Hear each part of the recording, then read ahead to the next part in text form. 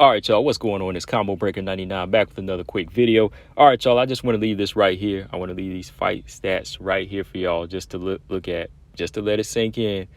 Because I know y'all saw them on Saturday night, and I saw them on Saturday because I was trying to count these punches too, but I lost count. I lost count of all the strikes in this one. But, yeah, I just want to leave this right here, man, because this shows you how serious Zhang Weili is at this point in her career and how much she's been improving as a fighter. I got to give her a lot of credit in this one, man, because when I saw these numbers, then when I heard they also said she set a record for the most strikes landed in UFC women's history, I was like, wow.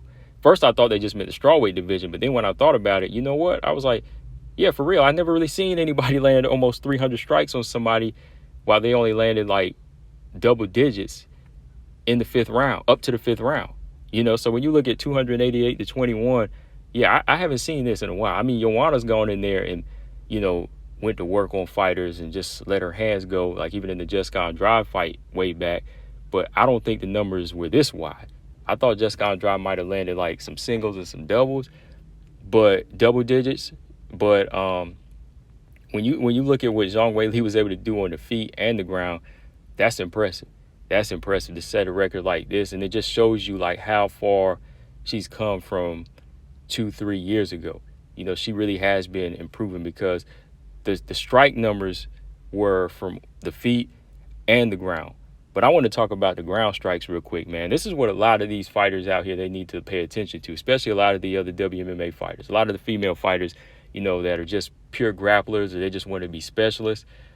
They got to go in there and incorporate everything. You got to go in there and be able to incorporate everything. And to do that, it requires you to really become a strong fighter. And that's what Zhang Weili's training for, you know, to be this physically strong specimen, not just for power and, you know, just pure concussive knockout power, but she's training like her whole body to be this tank, you know, where every part of her is neutralizing every part of your body. You know, that's what she was able to do in this fight. She used her wrestling, but she also was able to use striking, use heavy striking, not no love taps on the ground. She would get you in a position where her hips were on you, her hips were neutralizing you, and she was using her legs to tie up Amanda Lemos and putting all that weight from the right side of her body on Lemos. Then she was free to just let those those hands go. So they've been training for this. You know, they've been training to say we're going to get the right positioning with this wrestling, and then we're going to make sure we have plenty of leverage so it feels just like I'm punching on the feet. You know, you really got to work on that. Like fighters today, you know, they have to start incorporating that, because if they don't, you know, judges are going to start looking around like, okay, lay and pray, that ain't anything to score. Oh, you just laying there. Oh, you just boring. You know what I mean? So you're not really going to be able to take rounds like that anymore, because fighters, you know, judges, they ain't going to have it. So fighters like Zhang Weili, they're coming along, incorporating, making sure that they're airtight. You know, she's coming in, putting all the weight on you. She's mauling you, but at the same time, she's beating you up with some heavy, significant blows. Because like I said, that first round, when you look at Amanda Lemos' face, when she took like 2 or 3 of them shots, like her eyes nearly looked like they wanted to roll back, because, you know, I think she was concussed after those shots. So going into like the next few rounds, that really tamed Amanda Lemos from, you know, trying to land anything. She was all uncoordinated, you know, kind of sloppy, fatigued. You know, she really looked like those shots were taking effect because she didn't try to set up anything at that point. So every time Zhang Weili would take her, slam her, and put her on her back, that's that impact as well. You know, so she's picking her up, slamming her on her back, giving her that whiplash. Then she's coming right back with those heavy forearms to the throat, framing up her shots on the ground and dropping bows on her. You know, so all of these shots here, you know, they were doing serious damage. So from here, the numbers just kept rising. They just kept tallying up for Zhang Weili. I got to give Lemos credit for staying in this thing, because those shots probably would have stopped a lot of fighters, you know, those shots that she was landing, but she stayed in the fight. But Zhang Weili never stopped. She never stopped, which is even more dangerous, because that tells you right there, if you want to go in there and try to survive, you better think again. You better come up with a game plan to get her out of there at this point, you know, because Zhang Weili just going to keep on punching and punching. So I got to give her a lot of credit. These numbers definitely show that their strength and conditioning was on point. You know, it just kept getting higher and higher.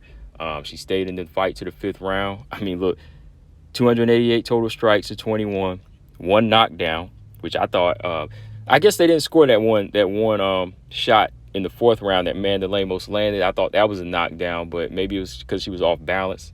I needed to see another angle, but either way, 6 takedowns. I mean, look at that, 6 takedowns, and then 14 minutes and 52 seconds of total ground time. That's like almost 3 rounds, right? That's 14, 15. Let's go ahead and round that up to 15 minutes. That's like she drowned her for 3 rounds. That's like that's like she took a fighter down from round 1 and kept them there all the way to round 3, right? So, wow, man, she just really set the record on this one with her wrestling and striking. And, I just think that with the way she's improving and the way she's working like this, that strength and conditioning of Zhang Weili's is surpassing a lot of the females in this division, that I don't really see anybody touching her at this point.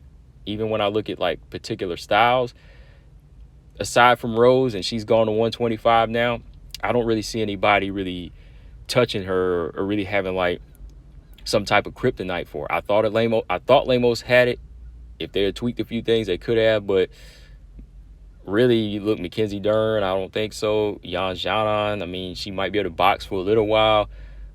Tatiana, like I said, I rock with Tatiana, and I believe that she could be champ one day, but this version of Weili, dangerous now. Dangerous. Look at these numbers. These numbers ain't no joke. These numbers didn't come against a C-level or D-level opponent. She trained to be the better fighter, and that's what people got to understand. Like, Lemos came to fight, but I believe Weili came to be the better fighter. Combo Breaker 99, I'm out. Subscribe. Peace.